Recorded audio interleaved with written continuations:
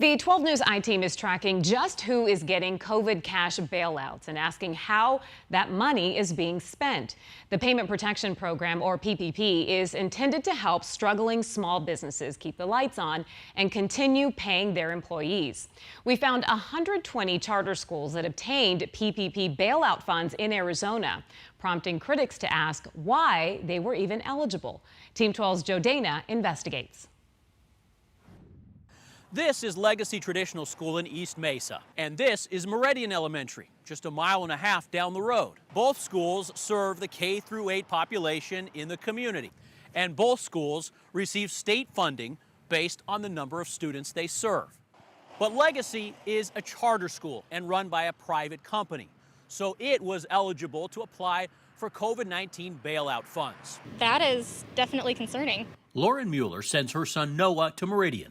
She's not happy to learn the charter school nearby secured a forgivable cash loan of up to $1 million, and that her school, a traditional public school, wasn't eligible. With public schools, I would hope that they would be able to get the same type of opportunity with COVID and everything to have that fund. PPP is part of the National CARES Act. The CARES Act already provided funds to every public school, including charters. But a review of federal records by 12 News shows 20% of existing charter schools got even more PPP loans, most ranging from $150,000 to $1 million. The question is, are the loans justified? Even though all schools face a lot of uncertainties going into next year, there's a question about why these particular charter schools felt that they needed to get PPP money. Dave Wells researches school funding in Arizona.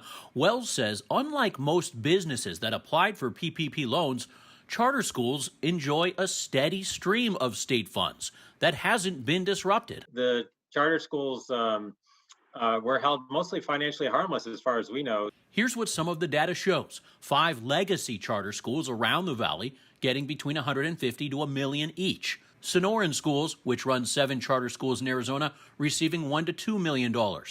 Dobson Academy in Chandler getting $350,000 to $1 million. And the list goes on. Among all the school leaders we spoke with, none would go on camera to explain their justification for getting the funds. You don't want to be on camera? No. We even found charter schools that operate almost entirely online taking bailout money. MGRM Pinnacle is already a lucrative business. We spoke with Pinnacle's charter school holder, Mohammed Padilla. It would seem, though, if you asked for the money in good faith, you wouldn't mind explaining on a recording how you got it. No. Padilla tells us off camera the online school lost more money than expected during the pandemic because of declining student participation. We checked the latest reimbursement statements from the Department of Ed.